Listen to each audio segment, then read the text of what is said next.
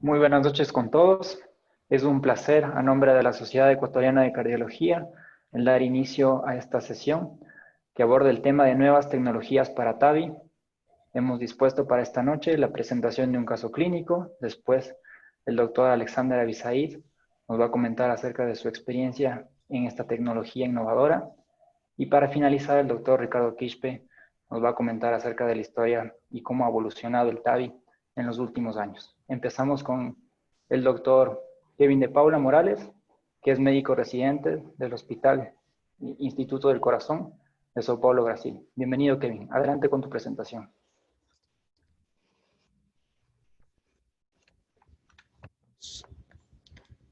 ¿Me están escuchando bien? Muy buenas noches con todos. Realmente es un honor estar aquí presente en esta charla, en este webinar organizado por la Sociedad Ecuatoriana de Cardiología en parcería con el Instituto del Corazón y compartir con cardiólogos de un altísimo nivel. Como Juan Carlos mencionó, mi nombre es Kevin de Paula. Actualmente me encuentro cursando la residencia en cardiología en el Instituto del Corazón en Sao Paulo. Y como un preámbulo a las charlas que se van a dar posteriormente, les traigo un caso clínico de nuestra institución que abordará el tema del implante percutáneo de válvula aórtica. Muy bien. Tenemos un paciente masculino de 80 años procedente de Sao Paulo, hipertenso, dislipidémico, que llegó a nuestra consulta refiriendo falta de aire. Él relató un cuadro de disnea que empezó hace un año aproximadamente a los grandes esfuerzos, que se volvió progresiva, llegó hasta los pequeños esfuerzos, incluso ya limitando sus actividades habituales. Y en los 2 últimos meses, estos episodios de disnea se asociaron a 3 episodios sincopales. A la examinación en la consulta tenemos un paciente normotenso, normocárdico, y llama la atención a la ausculta cardiovascular un segundo ruido hipofonético, con un soplo sistólico grado 3/6, más audible en la base, en foco aórtico, un pico tardío mesosistólico con irradiación a los vasos del cuello. Muy bien. Ante la sospecha ya de una valvulopatía por el cuadro clínico del paciente, fueron solicitados algunos exámenes complementarios. Un primer trazo electrocardiográfico que mostró un ritmo sinusal con una frecuencia de alrededor de 60 latidos por minuto, signos de crecimiento de cámaras izquierdas, aurículas, ventrículos y alteraciones de la repolarización ventricular, sin otros hallazgos más relevantes. Ya la radiografía de tórax posterior anterior nos mostró un área cardíaca aumentada, un aumento también de la trama vascular, especialmente hacia la base derecha, y llama la atención también un aplanamiento, una rectificación del tronco de la pulmonar. En el laboratorio nada en realidad que llame mucho la atención, una pequeña alteración en el perfil lipídico, una función renal preservada. Bien, fue solicitado un ecocardiograma transtorácico en el servicio, ¿ya? Ya el eco transtorácico nos mostró en su eje largo paraesternal una dilatación de cámaras cardíacas, cámaras izquierdas, cámaras derechas, con un cierto grado de disfunción, ¿sí? Posteriormente fue estimada una fracción de eyección de 20%. Pero lo que más llama la atención, aparte de esta disfunción, aparte de esta dilatación, es el aumento de la ecodensidad a nivel del plano valvular aórtico, observando una imagen compatible con una calcificación importante y abertura limitada de las cúspides aórticas. Bien, y en las imágenes apicales, nuevamente se confirma una dilatación, un aumento en el volumen del lado izquierdo. Y a su derecha, en las imágenes de movimiento, les traigo los ejes de 5 cámaras y 3 cámaras, que son importantes para la estimativa de gradientes a nivel valvular. Es justamente lo que se realizó. Fueron calculados los gradientes medio, máximo y las velocidades a nivel de la válvula aórtica. Se estimó un gradiente medio de 46 milímetros de mercurio, probablemente subestimado por el grado de disfunción que ya tenía nuestro paciente. Se calculó también la velocidad en el tracto de salida del ventrículo izquierdo y a través de su relación con la ecuación de la continuidad se estimó un área valvular en 0.5 centímetros cuadrados, que si indexamos a la superficie corporal de nuestro paciente probablemente va a ser menor. Todos ya criterios ecocardiográficos de gravedad. Rápidamente, nuestro estudio concluyó una disfunción importante del VI, ya una disfunción moderada del VD, reflujo mitrotricuspidio moderado y fue estimada una presión sistólica de la pulmonar en 58 milímetros de mercurio. Bien, ante la clínica, ante los exámenes complementares, llegamos al diagnóstico de una estenosis aórtica severa de origen degenerativa en un paciente ya sintomático. Bien. Entonces, ¿qué es lo que vamos a hacer con nuestro paciente? Les traigo brevemente un algoritmo que fue propuesto por la Directriz Brasilera de Valvulopatías. Se renovará ya en este año a propósito, en la que nos dice que ante un paciente con estenosis aórtica importante, donde se definió la etología en un paciente ya sintomático, el siguiente paso al que nosotros vamos es a definir una intervención. ¿Cuáles son las propuestas que nosotros tenemos? Tenemos cirugía, tenemos intervención percutánea TAVI y tenemos valvuloplastía catéter balón. Ante una estimativa de una intervención quirúrgica se calcularon scores de riesgo, Euroscore 2, CTS Score, ambos que muestran un alto riesgo quirúrgico. Resumiendo, nuevamente tenemos un paciente con una estenosis aórtica severa, 80 años, sintomático, con una disfunción grave del ventrículo izquierdo y un alto riesgo quirúrgico. ¿Qué es lo que vamos a hacer con nuestro paciente? Bien, es lo que se le planteó al equipo multidisciplinar que tenemos en el INCOR, a nuestro Heart Team, quienes consideraron algunos aspectos. ¿tá? Para esto les he traído una tabla pues, un poco cargada en realidad, pero es una tabla muy interesante de la Directriz Europea de Valvulopatías, que establece algunas características que podrían favorecer en intervención percutánea versus el recambio quirúrgico. Y aparte de las características clínicas, en donde se incluyen estimativas de riesgo, edad, scores de fragilidad, tenemos algunos aspectos anatómicos y técnicos que tienen que ser evaluados, ¿sí? Para poder en realidad conocer la factibilidad de un procedimiento percutáneo. Muchos de estos aspectos los logramos evaluar a través de la angiotomografía y muchos de los parámetros de la angiotomografía son medidos, son basados en base a este documento de consenso de la Sociedad Cardiovascular de Tomografía Computarizada. Bien, a nuestro paciente se le realizó su angiotomografía y adentro de sus hallazgos encontramos un score de calcio de casi 3.000 unidades Axton con una distribución homogénea entre los folletos, más evidente hacia las comisuras. ¿Bien? Continuando, observamos que no hay extensión de la calcificación hacia la región subvalvar del VI, ¿sí? Y ya a nivel del anillo valvular aórtico, fue estimada un área en 4.38 centímetros cuadrados. Todos parámetros importantes para elegir el tamaño del dispositivo, ¿sí? y el abordaje. Bien, a nivel de la raíz aórtica se realizaron las medidas a nivel de las comisuras, de la vía de salida del ventrículo izquierdo. De la misma forma, otro parámetro importante a evaluar es la altura de los óseos coronarios. Tanto la coronaria derecha como el tronco de la coronaria izquierda se encontraban a una altura de más de 12 milímetros. Bien. Y a la aorta ascendente, en la aorta ascendente evaluamos sus tamaños, medimos sus diámetros, y en la imagen a la derecha podemos observar un corte que nos permite evaluar el trayecto de la aorta, el arco aórtico. Vemos que no hay tortuosidades en este trayecto, y también es importante evaluar este nivel de calcificaciones, que en el caso de nuestro paciente son mínimas, son calcificaciones focales. Bien. Algo muy importante es los accesos vasculares. Si hablamos de TAVI, hablamos de accesos vasculares. Se habla mucho del acceso femoral, que es de los más utilizados. ¿sí? En nuestro paciente se realizaron las mediciones, tanto arteria femoral derecha como arteria femoral izquierda, con mediciones por encima de los 8 milímetros. Otro corte que también nos permite evaluar los accesos de la misma forma, su trayecto, la presencia o no de tortuosidades, la presencia o no de calcificaciones, y como nosotros vemos, no hay mayores alteraciones a este nivel. Bien, puntos claves del estudio de nuestro paciente, como mencioné, 3.000 unidades Axton, compatible ya con una estenosis aórtica severa, un área de 4.38, un perímetro de 76, una buena altura a las coronarias y accesos vasculares favorables. Bien, como parte del protocolo TAVI, para descartar lesiones coronarianas obstructivas, fue solicitada una cinecoronariografía. Tanto en proyecciones de coronaria izquierda como coronaria derecha no se observaron alteraciones.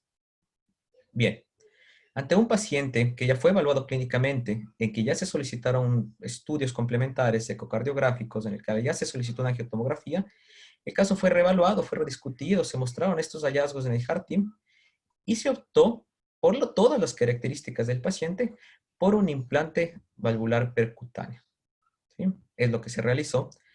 Y previo a mostrarles el implante como tal, les traía estas imágenes que muestran el lugar donde se realiza. Es nuestra sala híbrida, nuestro quirófano híbrido a nivel del INCOR. ¿Y por qué traigo nuevamente la palabra Heart Team aquí? Es por su importancia. El Heart Team no solo está para el preprocedimiento, el Heart Team está también en el procedimiento y en los cuidados posteriores. Tiene un equipo completo formado por hemodinamicistas, por cirujanos, por enfermería, por ecocardiografía, que están ahí, que están presentes ante cualquier eventualidad y para el decorrer del procedimiento. Bien, esquemáticamente, ¿qué es lo que se le realizó a nuestro paciente? A través de una guía se pasó el dispositivo por la aorta hasta ubicarse en el plano valvar. Previo a la implantación, con un marcapasos previamente instalado en el ventrículo derecho, se aumentó la frecuencia cardíaca y se expandió la válvula con balón. Posterior a la expansión, son retirados los cables guía y a nivel del plano valvar, nosotros podemos observar una válvula normo implantada con una buena funcionalidad en sus cúspides. Ya hay imágenes reales de lo que se le realizó a nuestro paciente. Como ustedes observan en el esquema, se pasó el dispositivo a través de la aorta hasta llegar al plano valvar. Y es importante destacar también en esta imagen que, aparte del dispositivo, tenemos también un catéter de pigtail ubicado en la raíz de la aorta, que sirve como referencia anatómica, y una línea de marcapasos, como les mencioné, que será utilizada para el momento del implante. Llegamos al momento del implante bajo guía fluoroscópica y guía ecocardiográfica, como ustedes pueden ver en el inferior de la imagen, muy importante. Se procedió al implante del dispositivo. Se expandió la válvula con balón y el resultado fue el siguiente. Una válvula normo implantada, donde al inyectar contraste en la raíz de la aorta a través del pigtail, observamos que por la fluoroscopía no hay un reflujo importante. Y bien, ecocardiográficamente, ¿cómo quedó nuestro paciente? ¿Cómo quedaron las imágenes? ¿Cómo quedó la válvula? Yo diría que muy bien. Las imágenes nos mostraron una válvula normo implantada. Se observa un Doppler. En el Doppler se observa una aceleración a nivel de la válvula, de la endoprótesis, y un discreto, muy discreto leak periprotético. ¿Qué sucedió con los gradientes? También algo muy interesante. Recordamos que el gradiente inicial de nuestro paciente era un medio de 46 milímetros de mercurio, que después del implante percutáneo fue para 7 milímetros de mercurio, teniendo en cuenta que ese gradiente pudo haber sido más alto y estaba subestimado por el grado de disfunción. ¿Cómo evolucionó? También muy bien. Fue internado en la unidad de terapia intensiva por protocolo, se mantuvo un día y pasó a la hospitalización. Al tercer día él recibió el alta hospitalar y regresó a nuestra consulta en clase funcional 1. Muy bien, muchísimas gracias. Esa fue la presentación del caso clínico como preámbulo a las excelentes charlas que están por venir. Agradezco nuevamente a la Sociedad Ecuatoriana de Cardiología, al INCOR, y abro el micrófono para nuestro moderador. Muchísimas gracias, Kevin. Espectacular la presentación, muy clara, muy concisa, un caso extremadamente interesante, un caso que sin duda era un reto para muchos hospitales y que hubiese quedado en tratamiento clínico en algunos de ellos. A continuación tengo el orgullo y el agrado de poder presentar a alguien que ni siquiera necesita presentación, es muy conocido por todos nosotros, en especial por los hemodinamistas. Es el doctor Alexandre Abisaid.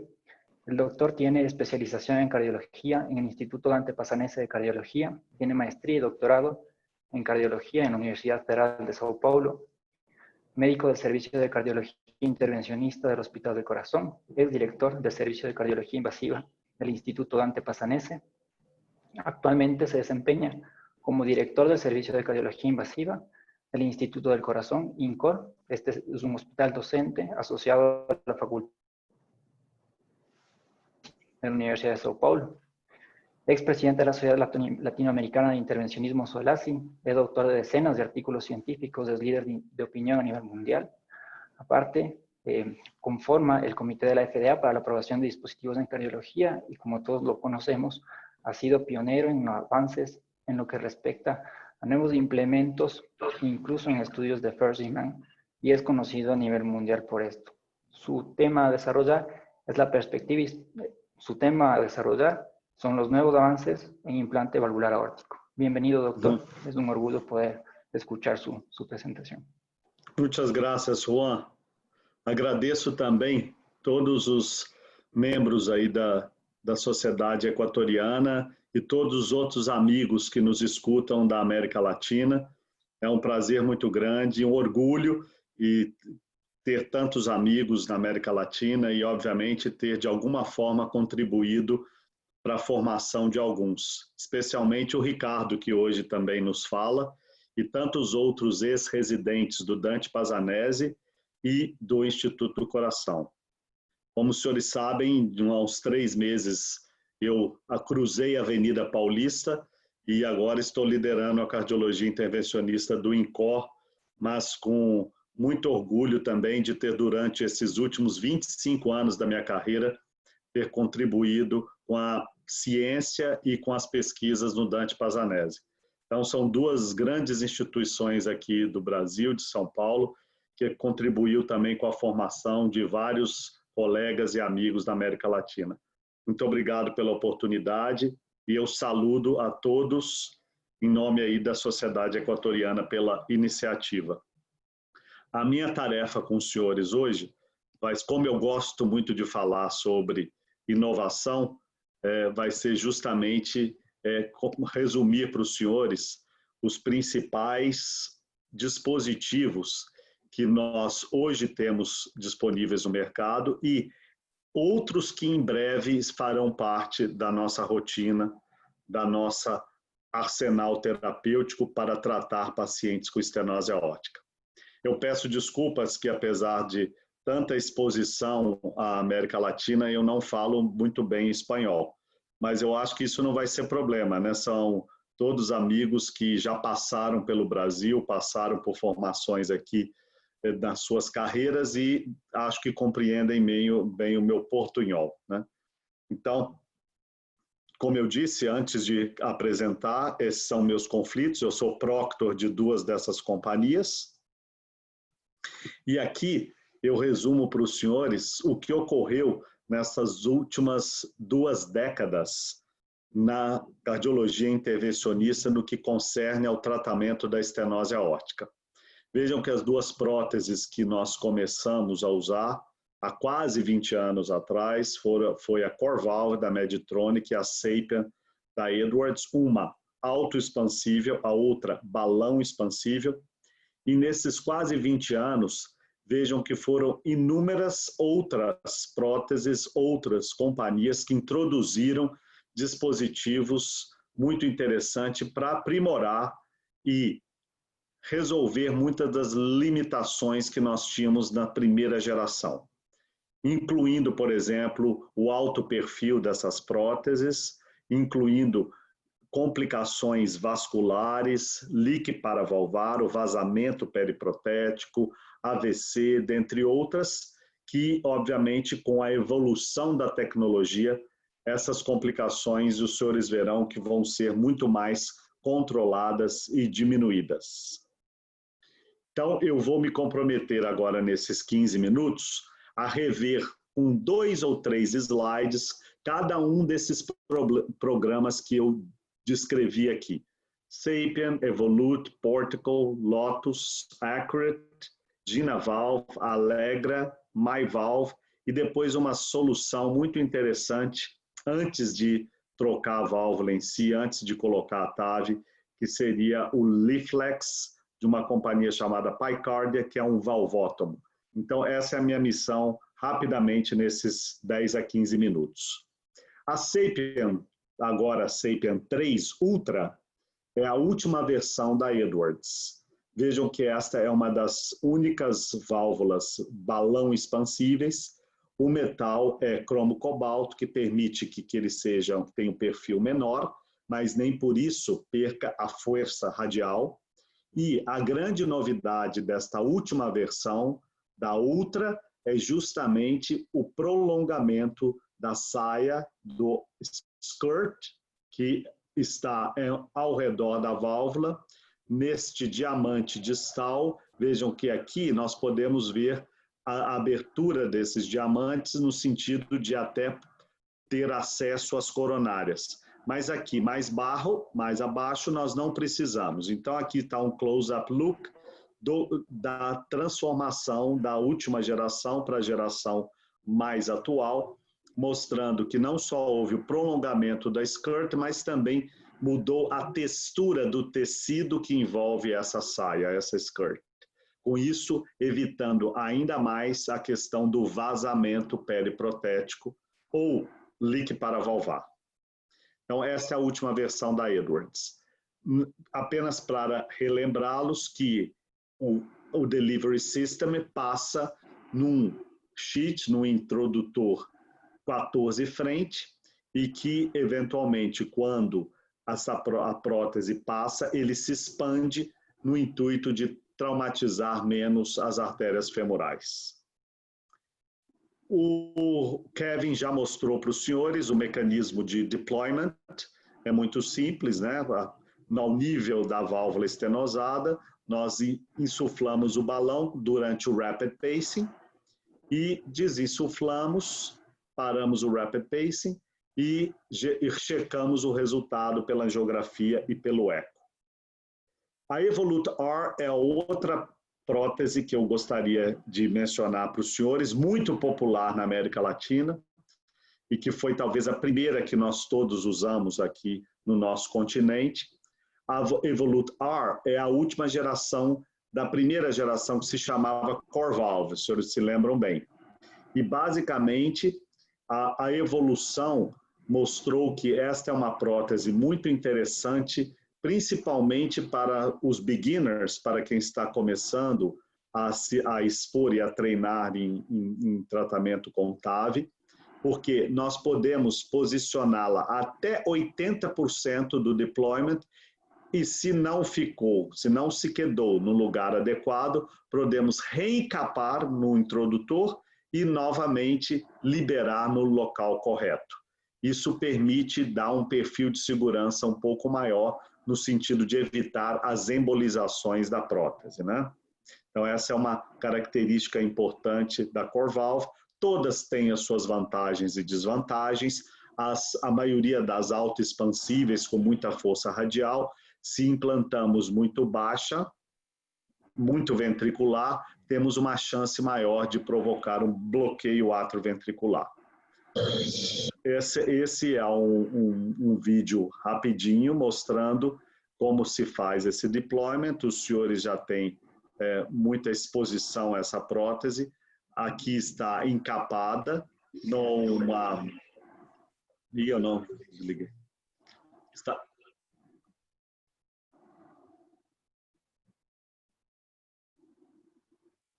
Eu deixei o áudio, mas basicamente nós retraímos o introdutor e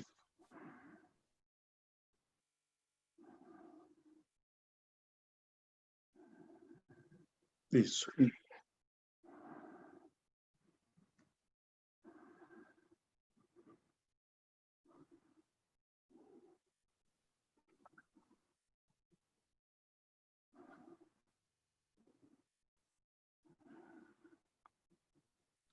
Então, esse vídeo mostrou como nós reencapamos e liberamos novamente. Outra prótese é a Portico da Abbott. Os senhores vão ver que tem alguma semelhança com a Evolut. Há apenas algumas diferenças aqui, mostrando que esses diamantes, né, as struts, são um pouco mais abertas e talvez permita a conformidade em anatomias mais elípticas e não tão redondas, não tão circulares. Então, essa talvez fosse uma das diferenças primordiais da Portico. Aqui eu acho que eu não preciso repetir muito o vídeo, os senhores veem que o deployment é muito parecido com a da CoreValve e também permite o recapture. À medida que se retrai o sheath, o introdutor, o metal autoexpansível vai se abrindo e acomodando na aorta ascendente. Esse é um estudo randomizado que o Raj Makkar mostrou recentemente de 750 pacientes, randomizando então a Portico para as próteses, contra as próteses mais usadas no mercado e principalmente aqui Sapien e Evolut, que são as aprovadas no FDA nos Estados Unidos. Esse estudo mostrou semelhança em termos de mortalidade, em termos de AVC, validando o uso da Portico ainda para ser aprovada nos Estados Unidos. O que existe de diferença são os índices de complicações, que são um pouco mais altos na Portico em relação às próteses já aprovadas, muito em função de uma mortalidade um pouco mais alta e talvez a necessidade de transfusão. Mas, sem dúvida nenhuma, será uma das alternativas para competir o preço, o custo aqui na América Latina. A incidência de leak para valvar foi bastante aceitável com a Portical, mas ainda assim mais elevada do que as comercialmente distribuídas e aprovadas, como é o caso aqui da Sapien e da Evolut. Então, não é uma prótese perfeita, mas eu acredito que seja mais uma alternativa.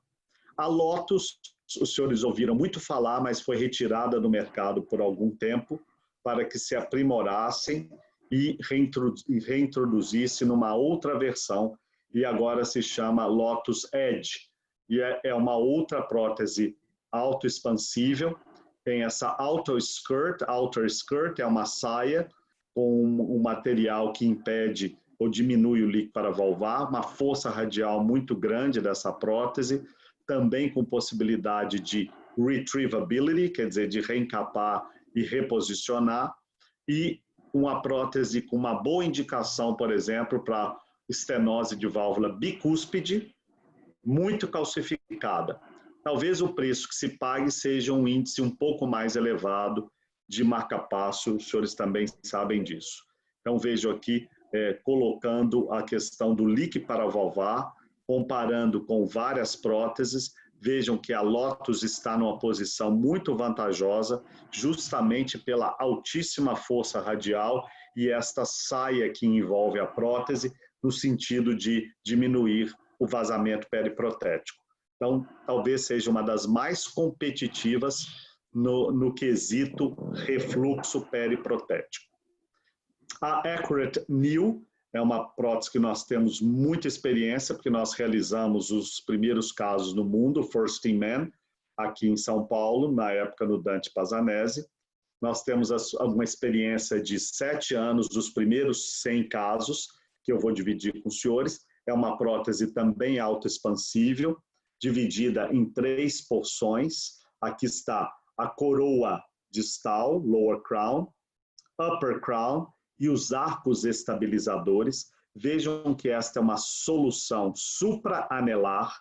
Com isto, geralmente as supraanelares têm um perfil hemodinâmico muito melhor do que aquelas balão expansíveis que têm a solução anelar, né? Como é o caso da Sapien, o gradiente, em alguns casos, é um pouquinho maior do que nessas próteses com solução supraanelar. Aqui estão os passos do deployment da Accurate.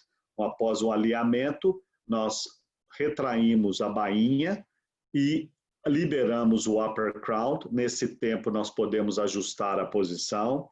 O próximo passo é liberar os arcos estabilizadores, o que realmente faz com que todo o sistema fique muito mais estável e coaxializado. E o último passo é liberar com a retração da bainha em direção ao ventrículo, libera-se então o lower crown, que é a coroa distal. Muito fácil, muito intuitivo e talvez uma das próteses que para quem está começando seja uma das mais fáceis. Então aqui está a liberação do upper crown, o próximo passo é liberar os arcos e o último passo a gente fazia com rapid pace, hoje não precisa mais, retrair, empurrar a bainha em relação ao ventrículo e aqui a liberação completa da prótese. Esse é o controle angiográfico no final, mostrando que realmente não tem vazamento periprotético nesse caso. Um grande registro que nós contribuímos, 1.000 pacientes realizados basicamente na Europa, acompanhamos aos 30 dias e aos 12 meses, e aqui os senhores observam os índices de eventos cardíacos como mortalidade, AVC, novo marca-passo, líquido paravalvar, e o que chama muito a atenção que consistentemente com a Accurate, a indicação e a necessidade de marca-passo é sempre menor do que 10%. Quer dizer, a despeito de ser uma prótese autoexpansível, de nitinol, os índices de marca-passo são muito baixos, talvez por menos força radial no trato de saída do ventrículo esquerdo, e também os senhores observam aqui as outras incidências de complicação que são baixas. Infelizmente, no primeiro estudo que foi head-to-head, que comparou a Accurate com a Sapien, mostrou índices mais elevados de complicações em relação à Sapien, muito porque era a primeira geração, os intervencionistas estavam começando as suas experiências, e aqui nós tivemos um índice de vazamento periprotético maior do que com a SAPIEN. Mas a experiência do Dante Pazanese em 100 pacientes ao longo de 7 anos é muito favorável. Essa válvula tem um perfil hemodinâmico muito atrativo. Vejam que a área valvar é preservada ao longo desses anos e o gradiente residual é muito baixo, em torno de 6, 7 milímetros de mercúrio. Isso com eco seriado realizado em todos os pacientes que sobreviveram ao final de 7 anos. E a curva de sobrevida também é muito boa no final desses 5, 7 anos, em torno de 60%, apesar desses serem pacientes octogenários. Na época, nós não implantávamos TAV em pacientes de baixo risco. Lembre-se, são todos de alto risco, inoperáveis, octogenários. A boa notícia é que já vai ser lançado aqui no Brasil e outros países da América Latina a Accurate Neo 2, que também expandiu a sua saia, justamente no intuito de melhorar a questão do leak periprotético. Genavalve é uma das únicas válvulas desenhadas para insuficiência aórtica, não só estenose, mas também insuficiência aórtica. Vejam que ela tem um mecanismo que faz o grabbing dos folhetos, abraça o folheto. Com isso, mesmo em válvulas pouco calcificadas e com predomínio de insuficiência, ela não vai se mover, não vai embolizar, e seria uma boa indicação se nós tivéssemos aqui disponíveis para insuficiência aórtica. Ela ainda está em teste nos Estados Unidos e na Europa, e esperamos que talvez mais 1 ou 2 anos esteja disponível aqui no nosso país. A Allegra também foi um First in Man que nós realizamos no Dante e no INCOR. É uma válvula autoexpansível, também é uma solução mais supranelar. Ela tem uma vantagem interessante, que ela começa a liberar não só distal e nem proximal, ela começa a liberar no meio. E com essa liberação no meio, ela já começa a entrar em contato com o anel estenótico e depois você libera as porções distais e proximais. Então vejam como ela fica mais gordinha aqui no meio, né? Depois sim nós liberamos o sheath, a bainha proximal e a bainha distal, com a liberação total dessa prótese. Muito interessante.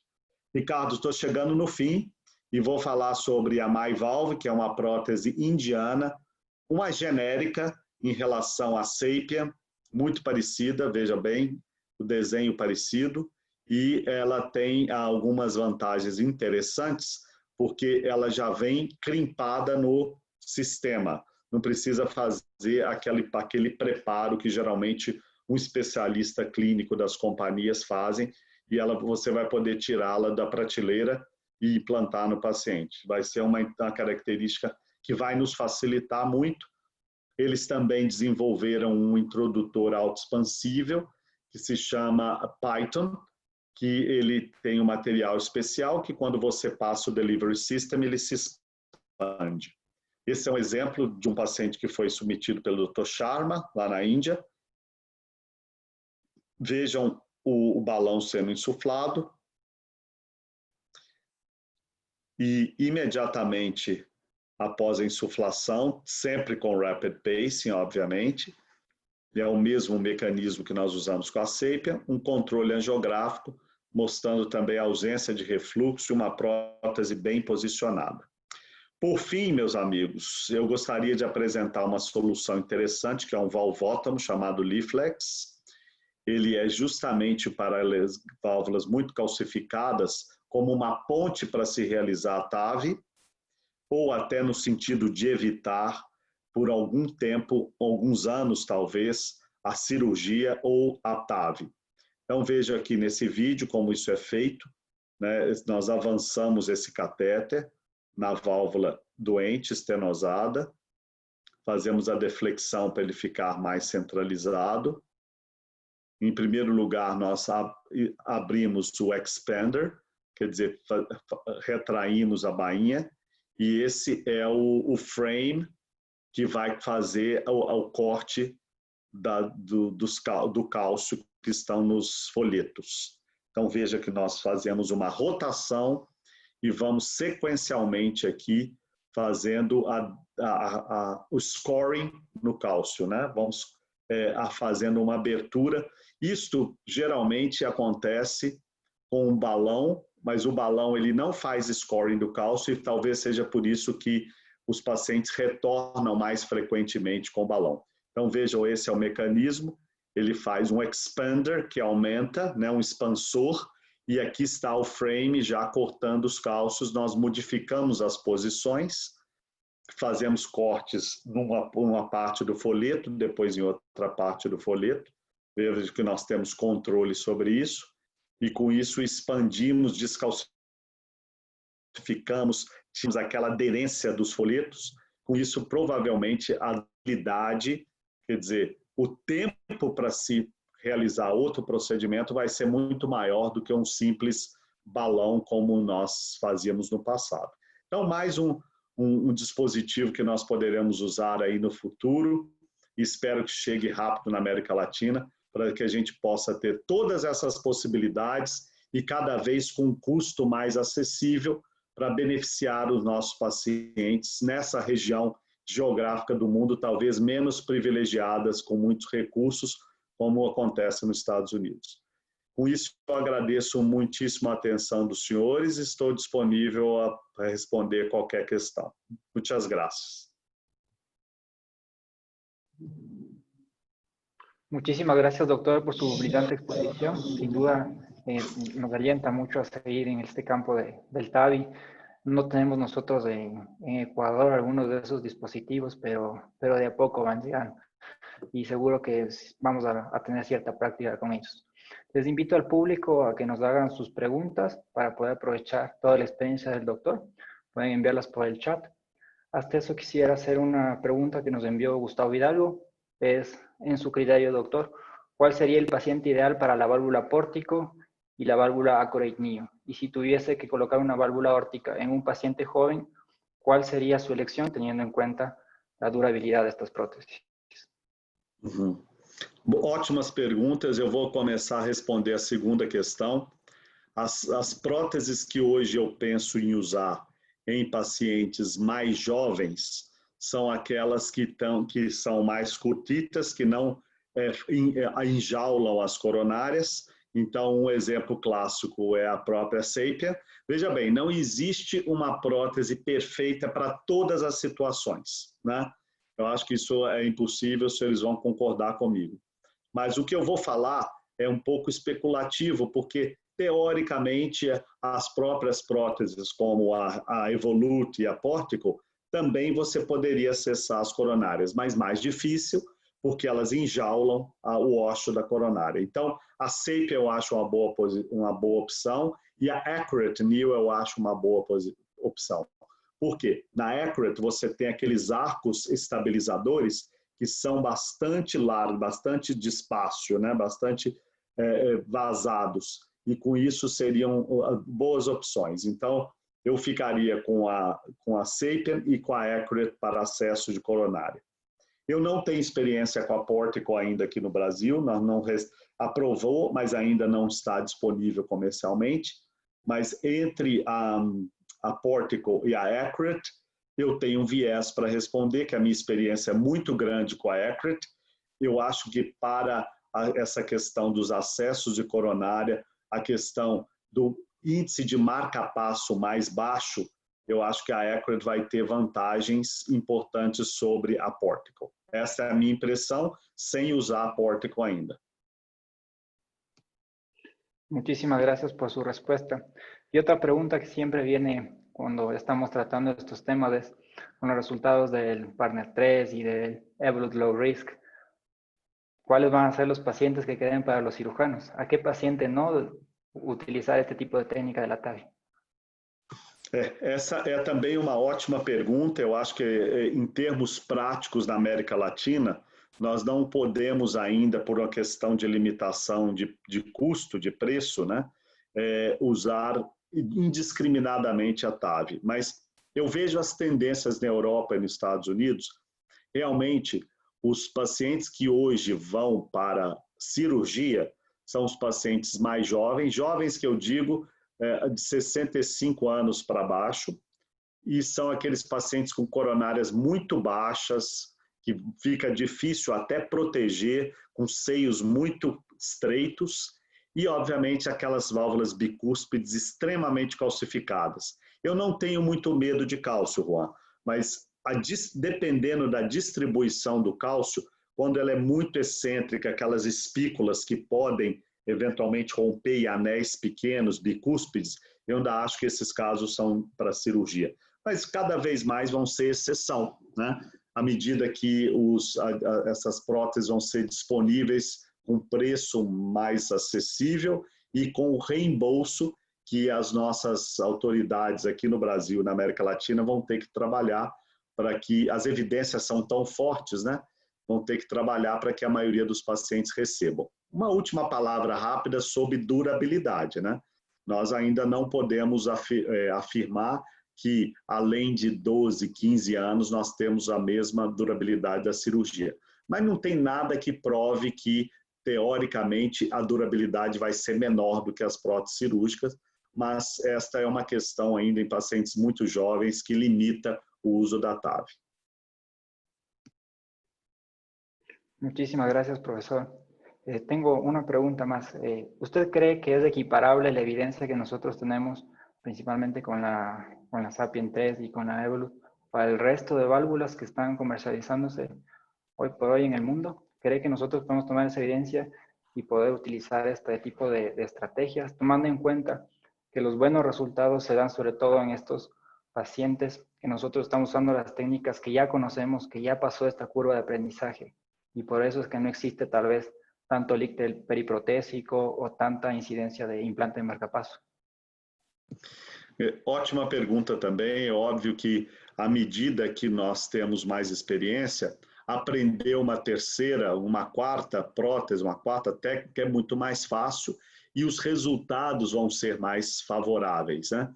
Eu, cada vez mais, Juan, estou acreditando que nós vamos, com a experiência, e talvez com 3, 4 próteses na prateleira, nós vamos customizar mais a indicação, né? Essa primeira pergunta sobre a questão de pacientes mais jovens que vão ter que ter acesso à coronária, pacientes com distribuição de cálcio, por exemplo, na via de saída do ventrículo esquerdo, que tem uma chance maior de ruptura do anel com as balões expansíveis, outras situações como o paciente que já tem um bloqueio atrioventricular prévio, por exemplo, do ramo direito, que tem mais chance de bloquear. Eu não gostaria de usar uma Evolut com implante mais baixo, eu prefiro uma prótese como a Accurate ou a Sapien, que tem menos problemas de obstrução do feixe de His e talvez menos marcapasso.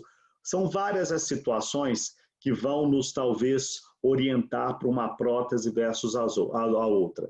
Isso vem com a experiência, mas enquanto a gente não chega nesse ponto, o meu conselho maior é o seguinte: stick with you know. Então, quer dizer, fique com aquela que você tem domínio, né? É impossível hoje em dia a gente ter experiência. Nós temos aqui porque testamos essas próteses, então eu tenho exposição a 5, 6, 7 dessas próteses, mas a prática, a vida real não é essa. Você vai ter que escolher talvez uma balão expansível e uma autoexpansível e customizar para as suas indicações, porque o domínio da técnica e o treinamento é que impacta nos resultados, como você já bem disse. Muy bien. Y finalmente una pregunta del público. ¿Cuál es su experiencia de valve-in-valve? Valve-in-valve, e tanto para aorta como para mitral, nós estamos agora cada vez mais crescendo essa experiência. Para valve-in-valve aórtico, acho que a literatura já é vasta, nós já temos a aprovação on-label no FDA, on-label pela Anvisa aqui no Brasil. Então, eu não me debateria muito sobre valve-in-valve aórtico, que já está mais consolidado.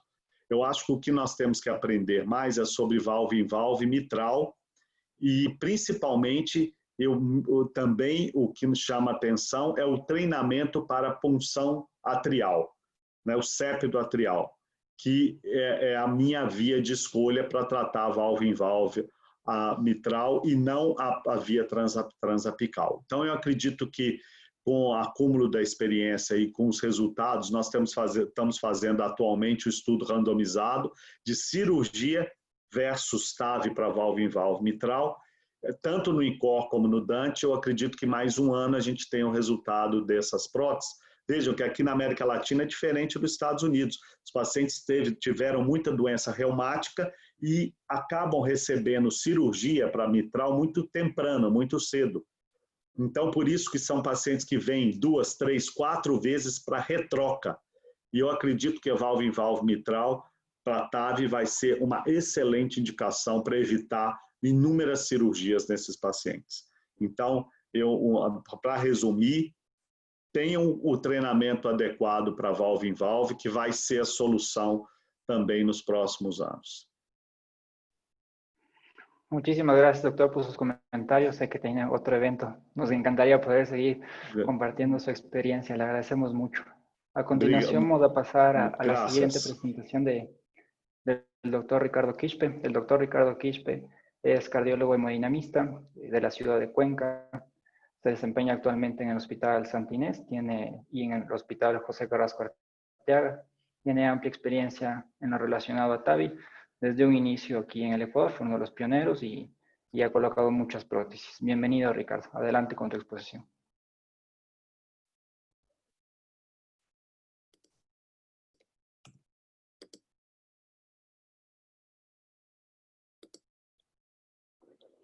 Sí tengo audio, ¿no? Sí pueden ver la presentación. Sí. Sí. Muchas gracias, doctor Alexandre, por toda la información que siempre nos está nutriendo. Estamos siempre aprendiendo de ustedes que están adelante en los ensayos clínicos, en las primeras investigaciones y pruebas de diferentes dispositivos. La charla que voy a hablar es con relación a cómo se llegó hasta el punto en lo que estamos en la práctica clínica de hoy con los implantes de válvula aórtica transcatéter.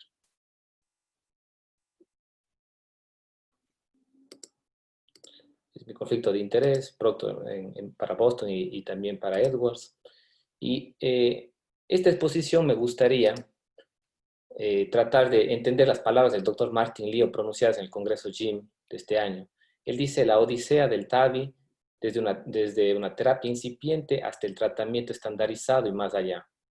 La introducción del cambio de válvula aórtica por catéter a la práctica clínica ha sido un camino largo, con una serie de altibajos, que se inició desde un procedimiento muy restringido para pacientes que eran pacientes con muchas comorbilidades, pacientes moribundos incluso, que ha pasado por una exhaustiva evaluación clínica y metodológica rigurosa, que ha sido histórico para la cardiología y la medicina, para demostrar su utilidad clínica y que hoy nos permite introducirla en las guías de la práctica médica en valvulopatías. Algunos antecedentes para el inicio del TAVI es que varios registros mostraban que hasta 1/3, 1 de cada 3 pacientes con estenosis aórtica no eran operados, principalmente por su edad o por sus comorbilidades. Otro problema también del pasado era que el reemplazo de válvula aórtica solamente tenía la opción quirúrgica. De hecho, era el único tratamiento disponible desde 1968. Y los resultados quirúrgicos eran excelentes. Entonces, una nueva técnica tenía que demostrar que era por lo menos equivalente a la cirugía, que tenía una mortalidad histórica inferior al 3%. Entonces, para esta presentación vamos a ver 3 objetivos: relatar cronológicamente los acontecimientos que definieron el TAVI, exponer cómo se ha superado las limitaciones y las complicaciones de la técnica y presentar la evidencia clínica que fundamenta la historia del TAVI. Entonces, con relación al primer objetivo, ¿cómo se dieron cronológicamente estos eventos? En primer lugar, vale la pena destacar al doctor Anderson. En 1992, el doctor Anderson, un médico danés, él intenta hacer de manera muy artesanal una válvula autoexpandible, ¿no?, que él mismo la fabricó a mano, y trató de demostrar en uno de sus congresos que podía él implantar esta válvula en diferentes posiciones cardíacas y esta válvula no se desplazaba, que era uno de los miedos que se tenía en aquella época. Sin embargo, esta idea que él la tuvo no tuvo la aceptación de varios de varios journals y revistas científicas de la época, hasta que el doctor Patrick Serraz aceptó, vio esta presentación del póster que ustedes están viendo allí y aceptó su publicación para el EuroHeart Journal de 1992, y esta idea la patenta él. Posteriormente, después de esto, unos años más tarde, el doctor Figula de Alemania hace un experimento parecido con una malla y también una prótesis biológica colocada in vitro en haciendo diferentes experimentos hemodinámicos y demostrando que no se desplaza la válvula que está en el interior de esta malla en diferentes experimentos que él hace. Unos años más adelante, el doctor Alan Crevier, que también hizo la primera valvuloplastía, empieza a hacer algunos ensayos. Uno de ellos fue colocar los stents palmas, que ustedes conocen, en la posición aórtica, en anillos aórticos de piezas de pacientes con válvulas calcificadas, y así ponía ciertos pesos para que vaya viendo si es que las válvulas se desplazan o no. Ahí demostró que al menos con 2 kilos de presión o de peso, ¿no?, las válvulas se mantenían en su mismo lugar. Muchas de las industrias que él acudió, industrias biomédicas, no mostraron interés al punto de algunas decir que eran la cosa más tonta o la idea más tonta que se había escuchado. Por eso se funda o se da inicio a una compañía conocida como Percutaneous Valve Technology, no fundada por algunos ingenieros israelitas y también por el doctor Martin Lyon, el director del TCT, y el mismo doctor Crevier, y con la ayuda de él se da inicio o se da viabilidad a esta nueva idea de implantar válvulas percutáneas montadas en un stent. Este es el primer caso del doctor Alan Crevier. Es muy conocido por todos, probablemente, esta imagen donde se ve el primer acceso que se conseguía, ¿no?, por vía anterógrada, que incluía el pasaje de una guía por las cavidades derechas, por una punción transeptal, se pasaba al ventrículo izquierdo y se retornaba la guía para introducirse por el tracto de salida del ventrículo izquierdo y colocar la válvula en posición aórtica. Este es el primer paciente, es un paciente de 57 años con estenosis aórtica severa, choque cardiogénico, fracción de expulsión de 12%, la válvula era bicúspide, el paciente tenía algunas comorbilidades graves como silicosis, tenía una neumectomía, ¿no? Era un paciente que en realidad le habían sido evaluado por 3 equipos quirúrgicos, el mismo doctor Crevier había hecho una valvuloplastía inicial, pero el paciente se mantenía en choque cardiogénico con drogas vasoactivas y recibió este tratamiento, y como ven en el gráfico, el paciente ingresa con gradientes elevados y termina sin gradientes después del implante valvular, que fue exitoso y que, según las palabras del doctor Alan Crevier, explica de que el procedimiento fue sin intercurrencias y todo salió exactamente como se había planificado. Estos son 15 minutos después del implante. El doctor Martin Lyon llama al doctor Alan Crevier y le pregunta qué es lo que va a suceder ahora, y él dice: ¿qué hacemos?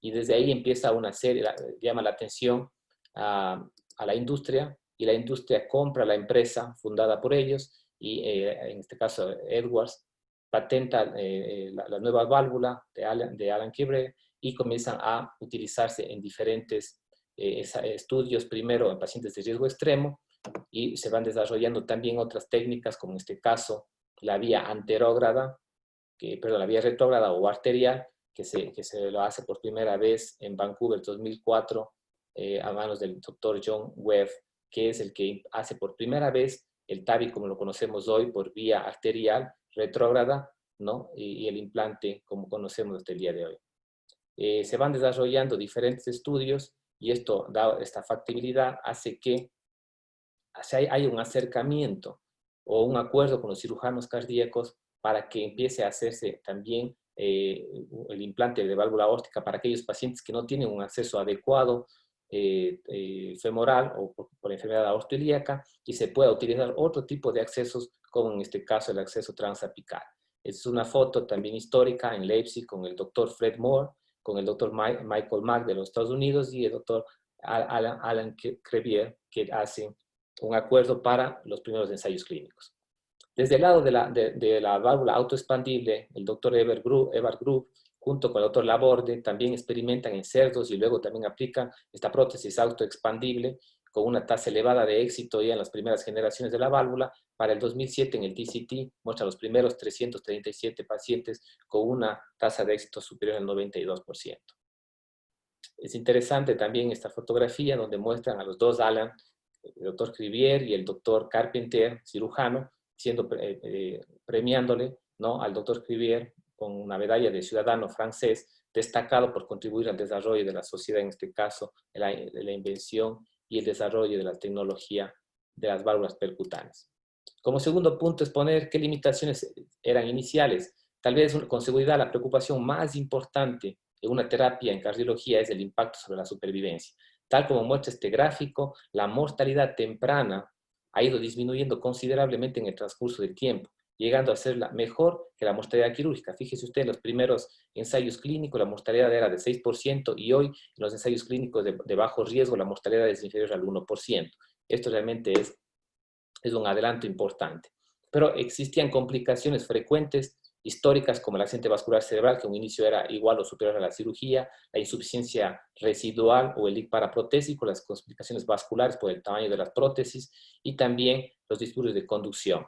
Para mostrarles unos gráficos recientes, cómo se ha superado esto. En el caso del accidente vascular cerebral, hoy las tasas de accidente vascular cerebral temprano y tardío en los primeros 12 meses en el estudio Partner 3 se muestra que es por lo menos 3 veces inferior el accidente vascular cerebral, la incidencia en el TAVI cuando se compara con la cirugía. Igualmente, hablando en el estudio Evolute Air Low Risk, ustedes también pueden notar que con línea amarilla se ve la curva de riesgo de accidente vascular cerebral siendo menor para el TAVI que con la cirugía. Con relación a la regurgitación o insuficiencia residual, la insuficiencia residual moderada y severa que tiene implicaciones o impacto clínico, ustedes pueden notar aquí que también ha habido un adelanto con el aprimoramiento de la técnica, la mayor experiencia de los operadores, pero también con refinamientos tecnológicos de los dispositivos, haciéndoles que tengan menos fuga residual. Y como ustedes pueden observar, al compararse en este ensayo clínico aleatorio de pacientes de bajo riesgo, la tasa de insuficiencia residual moderada y severa que tiene impacto clínico es exactamente igual en cirugía que en cambio de válvula por catéter. El leak paraprotésico, que era un problema en los primeros ensayos clínicos, ha ido disminuyendo en conformidad avance el tiempo y la experiencia. Al momento se puede, en muchas de las prótesis, considerar una tasa inferior al 1%. Y noten ustedes con relación a otro problema que es los disturbios de conducción y el bloqueo auriculoventricular total. En el último ensayo clínico, cuando se evalúa la SAPIEN 3, la tasa de implante o necesidad de marcapaso fue de 6.5% a los 30 días y 4% en la cirugía. A los 12 meses también sin haber diferencia estadística entre la cirugía y el cambio por cateterismo. Cuando se habla sobre durabilidad, el doctor Alexandre ya explicó, la durabilidad, lamentablemente en los estudios por cirugía, se basan solamente en la indicación de nueva reintervención. No existen controles seriados donde se vea que definitivamente haya, ¿no?, una evaluación rigurosa o evaluación ecocardiográfica para saber la tasa real y sobre todo los criterios relacionados a qué se considera disfunción de la prótesis. Ustedes notan que cuando en estos estudios que tienen entre 5 y 15 años, estudios de válvulas biológicas, quirúrgicas, cuando se hace evaluación por ecocardiografía, esta tasa puede ser mucho mayor a la que pensamos que existe. Por lo tanto, en durabilidad, los seguimientos aleatorios o las comparaciones que tenemos desde el punto de vista estrictamente metodológico, en el caso del Partner 1, con la primera generación de la válvula SAPIEN, ustedes ven que a los 5 años no hay ninguna diferencia entre la válvula quirúrgica y la válvula percutánea. Igualmente, en este estudio de pacientes de riesgo intermedio, no hay diferencia entre las dos válvulas en cuanto a la durabilidad. Más bien lo que sí se ha visto o se ha observado es que muchas de las válvulas, sobre todo las supranulares, se consiguen tamaños mucho mayores de áreas y tienen una incidencia menor, como ustedes ven aquí, de mismatch o de desproporción paciente-prótesis en los pacientes que van para TAVI que con cirugía y que esto podría estar relacionado a la disfunción estructural y finalmente a la durabilidad. Y finalmente, ¿cuál es la evidencia clínica?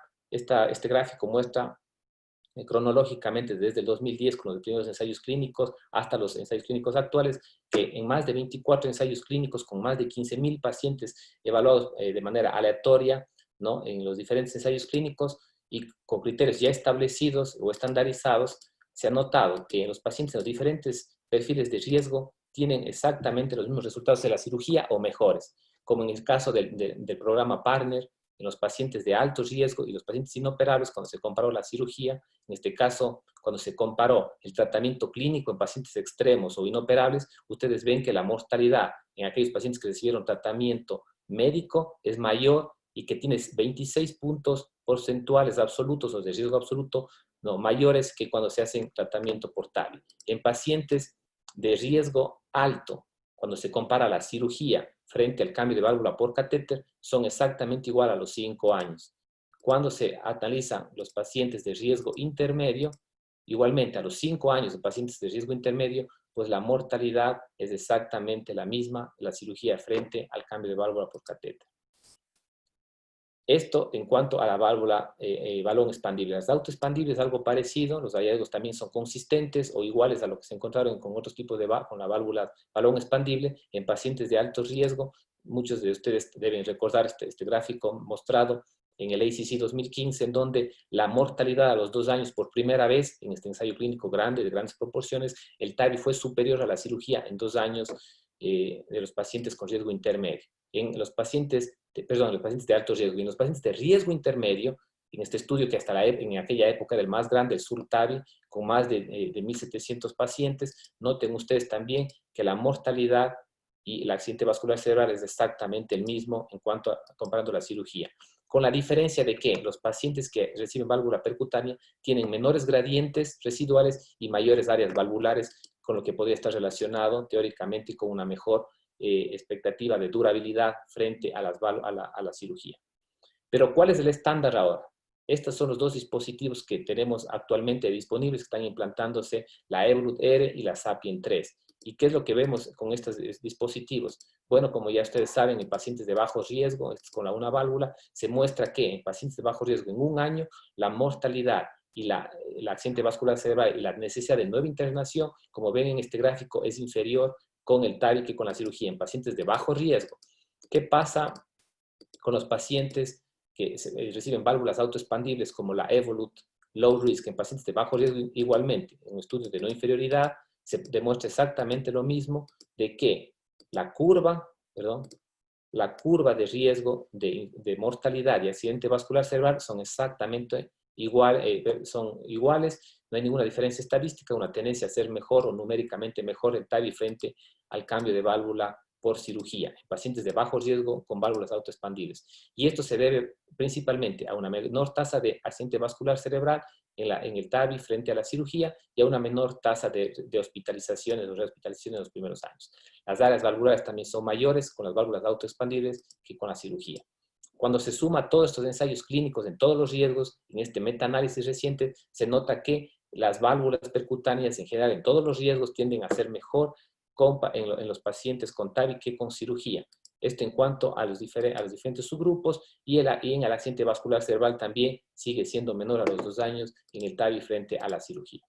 Esto motivó a que después de la presentación de estos ensayos clínicos, el doctor Eugene Braunwald haya dicho que este es un momento histórico cuando se presentaron los ensayos clínicos, mostrando de que todos recordarán, ¿no?, de que las válvulas percutáneas son iguales o mejor que la cirugía. ¿Qué es lo que está sucediendo en términos de las tendencias a los implantes en los Estados Unidos y en Europa, donde las limitaciones económicas no son tan marcadas como en nuestra sociedad?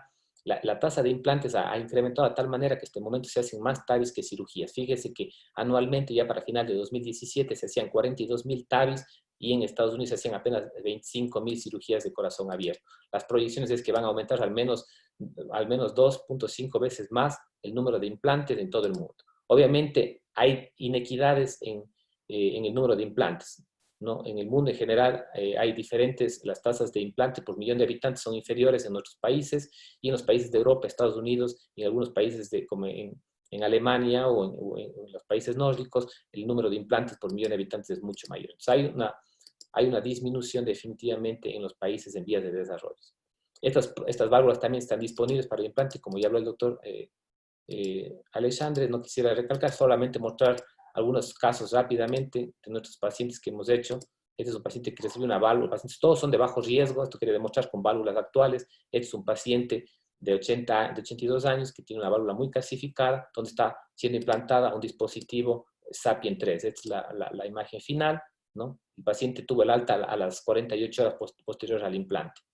Noten, este es otro caso también, un paciente de 71 años con disfunción severa, ¿no? Está colocándose una válvula Evolut R, se está haciendo un implante, tomando en consideración ciertos detalles para hacer un implante alto y evitar la tasa de bloqueo auriculoventricular, y esta es la imagen final del implante de la Evolut R. En cuanto a los otros dispositivos, también tenemos disponible aquí nosotros la Accurate Neo. Este es un caso también de una paciente de 84 años de bajo riesgo, en donde se ve el posicionamiento y el implante adecuado de la válvula. Y finalmente, también tenemos disponible la válvula Lotus en nuestro servicio. Fue retirada del mercado, parece que va a llegar al final, al comienzo del próximo año, esta válvula. Este es un caso que hicimos hace un tiempo atrás, hace unos 2 años. Fíjense ustedes el implante, ¿no? Algunos detalles técnicos, y esta es la imagen final.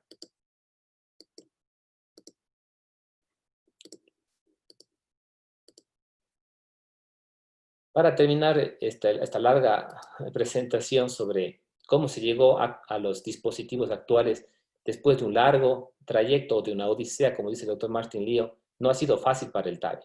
De hecho, el TAVI es una intervención que ha tenido un camino muy largo, desde un procedimiento muy incipiente, restricto a tratamiento compasivo de pacientes de altísimo riesgo, y que ahora es un tratamiento estandarizado, incluido en las guías de la práctica clínica.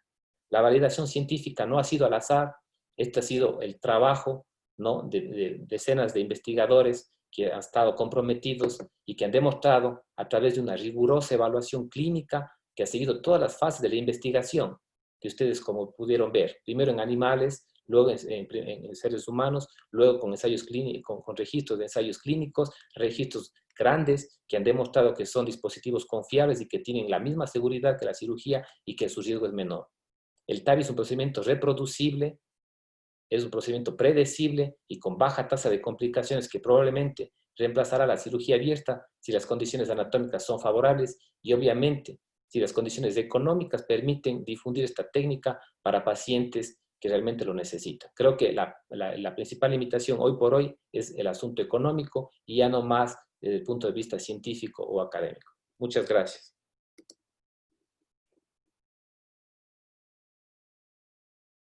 Muchísimas gracias, Ricardo, por tu brillante exposición.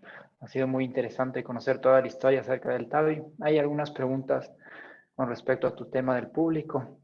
Como tú mencionaste, ya tenemos estudios en pacientes con bajo riesgo. Ahora el siguiente escalón va a ser los pacientes asintomáticos. Y esa es una de las preguntas que nos formulan. ¿Cuál es la experiencia en pacientes con estenosis aórtica importante asintomáticos con estrés longitudinal inferior al 12% y FEBI preservado? O sea, pacientes con FEBI preservada, pero ya con el strain alterado, asintomáticos. Hay varios estudios que están haciendo, la industria quiere extender la indicación, y obviamente si el paciente está asintomático y si es que se está ofreciendo un procedimiento que tiene una tasa tan baja de complicaciones, el paso siguiente es ponerse pacientes asintomáticos. Solo que hay que tener cuidado de que los pacientes asintomáticos, la evidencia que tenemos hasta el momento es que no sabemos si es que el cambio vaya a modificar la historia natural de la enfermedad. Entonces, por encima de la indicación y de los intereses comerciales, hay que ver si el paciente necesita o no necesita la válvula.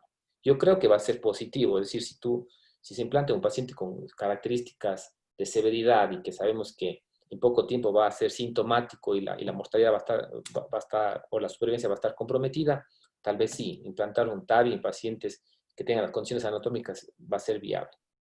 Pero lo que no se sabe, o por lo menos no sé si habrá información, a menos que exista información reciente, de que no se sabe si un paciente asintomático, el cambio de válvula va a cambiar el pronóstico. El estudio EARLY está evaluando estos asuntos. Hay algunos registros europeos y el último de Australia que muestra que parece que los pacientes asintomáticos tienen una menor supervivencia que la población en general.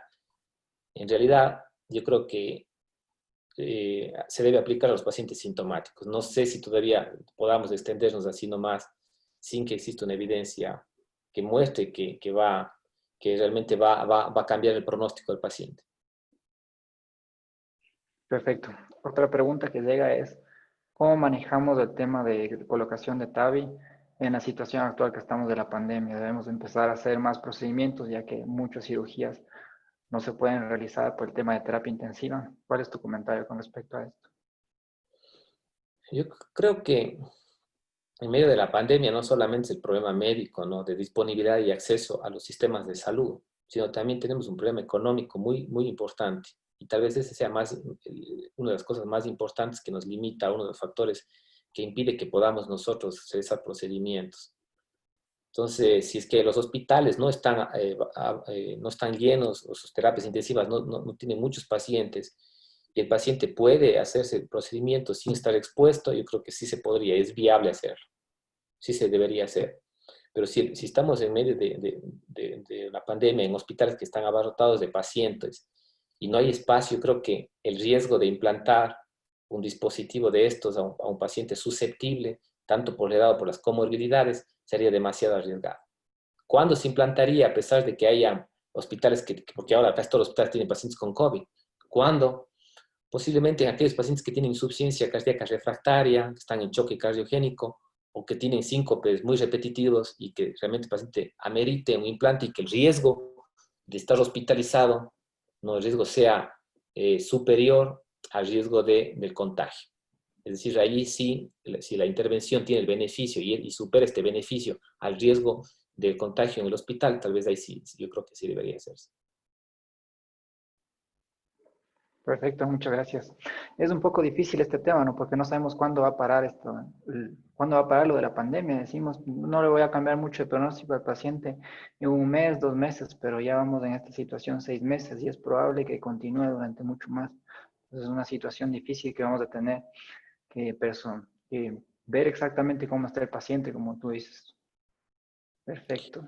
Tal vez te gustaría hacer algún comentario del caso clínico. ¿Cómo lo ves tú a este tipo de pacientes que son pacientes octogenarios con insuficiencia ventricular izquierda, con insuficiencia mitral moderada? ¿Trata de estos pacientes, tu experiencia, cómo mejoran o no? Bueno, el caso que se muestra es un caso que ilustra de manera muy bonita cuáles son los pacientes ideales para TAVI y cuál es el procedimiento ideal. Es aquel paciente que tiene unas condiciones anatómicas favorables, tanto por los accesos, cuanto la anatomía valvular, son anillos no muy calcificados, es una válvula tricúspide. Es decir, es aquel paciente que fue incluido en los ensayos clínicos y que le iba bien. Es decir, el típico paciente para TAVI, paciente octogenario, paciente más de 75 años que tiene una anatomía ideal.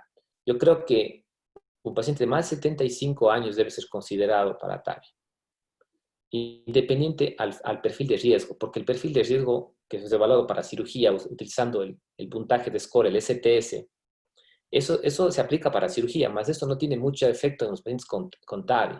Si los pacientes que van, o en los ensayos clínicos se mostró que quienes se van a implantar una válvula percutánea, el estratificar el riesgo con el STS no funciona, porque este puntaje no aplica para los pacientes para TAVI. Sí para cirugía, no para TAVI. Es decir, a los pacientes les va bien, sean de alto riesgo, de bajo riesgo o de riesgo intermedio, les va bien con el TAVI. Y más bien lo que sí tiene impacto, más bien, y con la información que tenemos es con relación a la edad. Si el paciente es joven y no tenemos información a largo plazo, tal vez si es menor de 70 años, yo creo que la cirugía sigue siendo la primera opción. Pero si el paciente tiene más de 70 años, 75 años en adelante, independiente del riesgo, no tal como usted mostró ese caso, yo creo que sí debería ser un paciente para cambio por cateterismo. No sé cómo es la visión. Yo creo que más bien es la limitación económica, pero si todo paciente más de 75 años tuviese el acceso a una terapia que sea del mismo precio o que costara igual que hacer una cirugía, probablemente sí sería atractivo y sería equiparable a hacer en casi todos los pacientes solo basados en la edad. No sé cuál es la impresión de usted ahí en Brasil, William, cuál es su impresión, ustedes que presentaron el caso, cómo se está manejando, cuál es la visión que ustedes tienen. Bueno, para comentarles un poco del manejo actual de estas patologías en Brasil, simplemente quería traer a la mesa nuevamente la importancia del Heart Team, ¿no? todos los pacientes que son considerados para algún tipo de intervención sobre la válvula aórtica son valorados en este equipo multidisciplinar. Entonces, previamente a cualquier indicación se realizan las reuniones ante la presencia de todo el equipo médico. Son clínicos, son cirujanos, son hemodinamicistas, son ecocardiografistas, y entre todos en realidad se llega a la decisión de un abordaje percutáneo. Los resultados son muy buenos. Justamente conversamos con el doctor Alexandre y, y decíamos que nuestro paciente se quedó 3 días en el hospital y probablemente es mucho, ¿sí? Los pacientes pueden salir de alta más temprano, el riesgo de complicaciones es bajo y, y estoy muy feliz de decir que aquí en el INCOR este tipo de procedimientos se realizan y nos va bien. Buenas noches, doctor Ricardo. Una cosa más que quería acotar, sabiendo, ¿no?, que este procedimiento es algo un poco invasivo, ¿no? En el INCOR ya más de medio año se está haciendo esta intervención minimalista que le llama, o menos invasiva. Por ejemplo, el paciente ya no usar el transesofágico, sino un transtorácico, o usar ya no anestesia general, sino una sedación así un poco más localizada y con los mismos resultados, ¿tá? Y sobre todo en los costos, ¿no? Que sabemos que el costo de la implantación del TAVI es algo alto, ¿no? Y también es dando tiempo como comentó Kevin, a la hospitalización. Entonces esta nueva tendencia de hacer la implante del TAVI minimalista también está siendo un hecho interesante, ¿no? Nosotros aquí, nosotros desde hace un par de años, tal vez hace unos 4 o 5 años, tratamos de hacer a la mayoría de pacientes con sedación superficial. No intubamos a los pacientes desde ya por lo menos unos 5 años. La mayoría de pacientes. Cuando utilizamos eco transesofágico o anestesia general, en los pacientes que tienen ciertos desafíos anatómicos y que se nos vuelve difícil implantar la válvula con el paciente quieto, y que son específicamente los pacientes que tienen ostium coronario bajo. Pero en general la mayoría de pacientes colaboran bien y nos ha ido bastante bien solamente con la sedación superficial y con eco transtorácico después del procedimiento para vigilar el resultado. En general no utilizamos, y eso hace que los pacientes salgan después del cateterismo, después del procedimiento, salgan directamente a cuidados intermedios.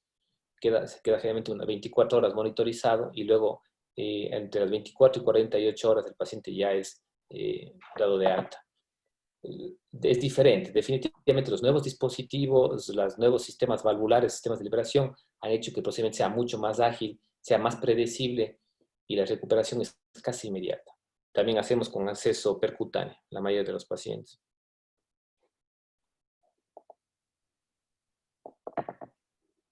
Muy bien. Otra pregunta que viene del público es, con las nuevas técnicas de implante, ¿crees que hemos disminuido ya la necesidad de marcapasos? De implante de marcapasos permanentes. ¿Disminuimos la incidencia de bloqueo de completo?